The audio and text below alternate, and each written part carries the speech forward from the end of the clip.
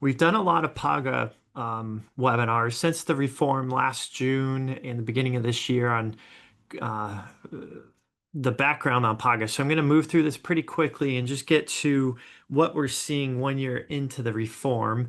But I did want to provide just a quick overview for anybody that might be new to the webinars and still learning about PAGA. But it's been in place since 2004. PAGA stands for the Private Attorney General's Act. It's this unique California law. Only California has this type of law in place. Now, other states I've heard are thinking about it since they saw what California's done on this. But basically, what happened was the labor commissioner that was in charge of enforcing the civil penalties on behalf of the government was low on funding as they are now, but back in the turn of the 2000s, didn't have a budget, didn't have a big staff to go out and enforce the labor code, and weren't collecting these civil penalties that the state could be out collecting against employers. So what they did was come up with this law and said, basically, we will incentivize private attorneys to step into the shoes of basically the labor commissioner and enforce these civil penalties that the labor code provides for.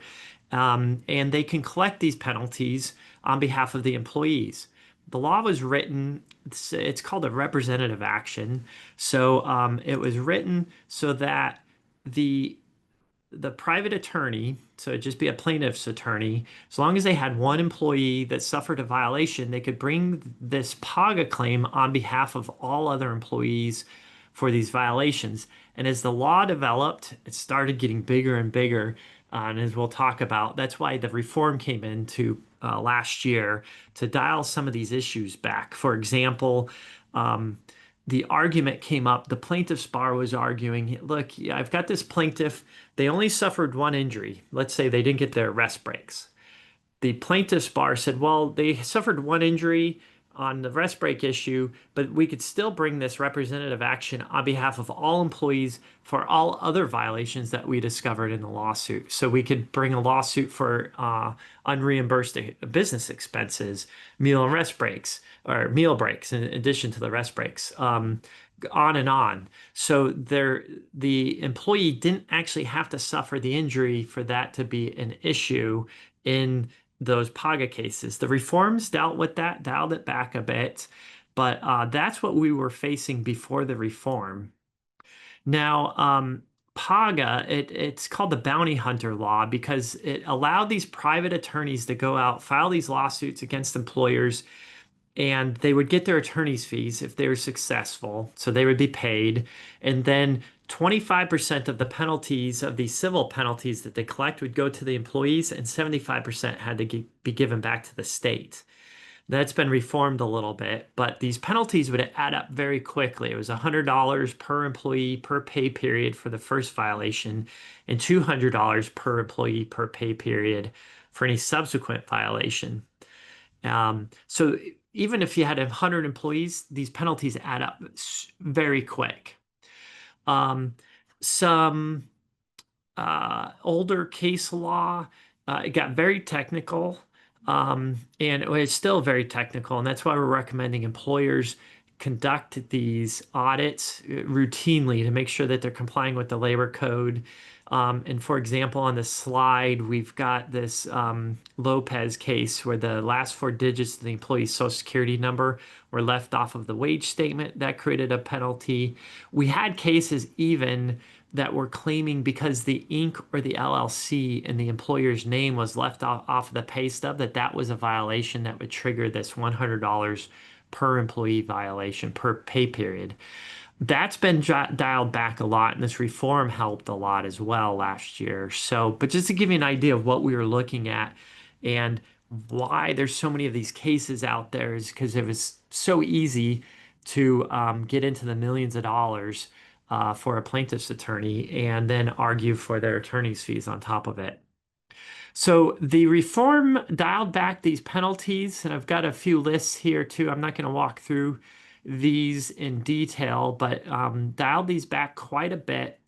And the big issue that I want to talk about, and going forward, this is what all California employers need to be focusing on, here as we're at midway through 2025 and going forward is this reduced penalties for good faith compliance. If employers can show reasonable efforts to comply with the labor code, the new penalty caps the penalties at 15% of what the plaintiff could have recovered. So if you're showing good faith effort to try to comply with the labor code before you receive a PAGA notice, the employer can argue these PAGA penalties are capped at 15%. And if you start taking these efforts after you receive the PAGA notice, it's capped at 30%. So there's a huge incentive for employers to be out there to show that they're taking these reasonable steps to comply with the labor code. Now, I've just walked through those two scenarios here that I have on this slide, but the next question is, what are reasonable steps, and how do employers make themselves available for these reduced penalties under the PAGA reform? And I've got 4 bullet points listed on this slide, and we're going to walk through those here in detail in a few slides. But just being proactive, making sure you're compliant. You can do this internally. You don't have to hire an outside HR professional. You don't have to hire a lawyer. But sometimes it helps to have some outside advice every now and then. Make sure you're checking all the boxes. But it's doing something and then taking proactive steps based on that feedback that you're getting. So we'll walk through some of those scenarios here, what employers should be doing. And here's what the law sets out. The reformed law sets out that reasonable steps may include, but are not limited to, the following items. So these periodic payroll audits, having lawful written policies, training supervisors on the labor code requirements, and then taking any appropriate corrective action with regards to supervisors that are violating the labor code. So there's some additional thoughts we have. We'll walk through that. On this slide, and again, I'll make these slides available after today, but it's a good example on the reform on how it's dialed back the penalties. Prior to the reform under the old PAGA, if you just had 100 employees and there's a statute of limitations for 2 years, and so you had a 2-year statute of limitation period, 52 weeks in each year, the penalties add up very quickly. And under the old PAGA, the plaintiffs could, what they called, stack the penalties as well. So if you had, let's say, a violation for a missed meal break, the plaintiff's attorney would argue that also created a wage statement violation because the wage statement wasn't correct because it didn't list the premium paid to the employee. So these penalties added up pretty quickly. As you can see here, without really thinking too hard about it, you could get to $2.3 million for like a starting number for a claim under the old PAGA.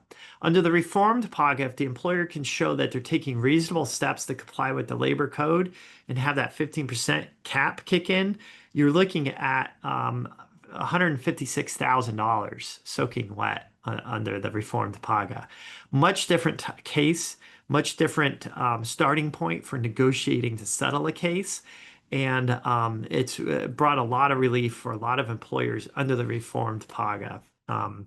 So 1 year into it, what are we seeing? Are we seeing a lot less PAGA cases filed because of the reforms just not having as much liability out there for employers? And unfortunately, the PAGA numbers are not showing that. It's public records. I just looked this up yesterday. We've been tracking the number of these PAGA letters that are filed with the LWDA. And this is the first step that a plaintiff's attorney has to take in order to file a PAGA case. They have to file this letter with the LWDA, Labor Workforce Development Agency, an agency with the state of California. The employer CC'd on that letter as well. And they have to set out the facts and theories of the PAGA lawsuit. So this is really when the first time employers get an idea that this PAGA lawsuit might be coming. And then we're tracking the number of these PAGA letters. Doesn't necessarily mean that it resulted in a lawsuit, but it's a pretty good indication on how many PAGA lawsuits were actually filed. And here in this trend line, you can see it's definitely going up and to the right. In 2020 was when COVID hit, so we saw a decrease in the number of the PAGA letters. I think it's because less people are actually in the workplace working. But and then we had this big drop in 2022, but then it jumped up significantly in 2023, and we've just been on the rise since then. So in 2025, based on the numbers so far, I'm projecting that we're going to see the highest number of the LWDA PAGA letters filed here in 2025. We're on track to see that. Just to break it down a little more, I looked at the PAGA letters filed in 2024 and 2025 per month. So at the left of this slide is January 2024, and at the right of the slide is May 2025. And what we've got here, just to walk you through, the reform happened in June of 2024. And that's where you see this big increase, over 1,200, nearly 1,300 PAGA letters filed in June of 2024. What was going on there, plaintiffs' attorneys heard that there was going to be a reform that was going to be passed. They filed all these PAGA letters trying to beat the reform and get these cases in to have the old PAGA applied to their cases. So we saw that big uptick in June of last year. And then it dropped off a bit in July, but as you can see, it's been ticking up and getting back to pre-reform numbers here. So we're not seeing a big decrease. And I've got a number of thoughts on that as well. You know, if there's just less money out there, maybe plaintiff's attorney they have to file more of the PAGA cases just to keep the volume up and to be making as much money as prior to the reform for their law firms. And it's important just to understand that for a minute. I want to talk about that. The plaintiff's law firms get paid on a contingency basis. So they need to pick a good case and they need to recover some money to get a recovery that's approved by a judge in these cases, in a PAGA case. So, and typically they take a percentage of what the total recovery is. So they're out there looking for employers that aren't compliant with the labor code.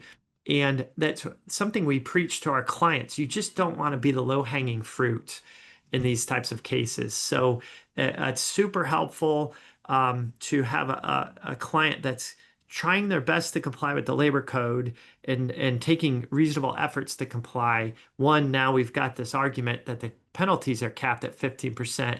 And two, it just helps us communicate to plaintiffs' counsel there's just not a lot of money there in this case with this client, and they need to go to a different case where the employer didn't know their obligations at all, weren't taking any steps. And it just helps a lot when you're not the low-hanging fruit, you don't have any blatant violations, and if you can do that, it's going to protect yourself in the long run too.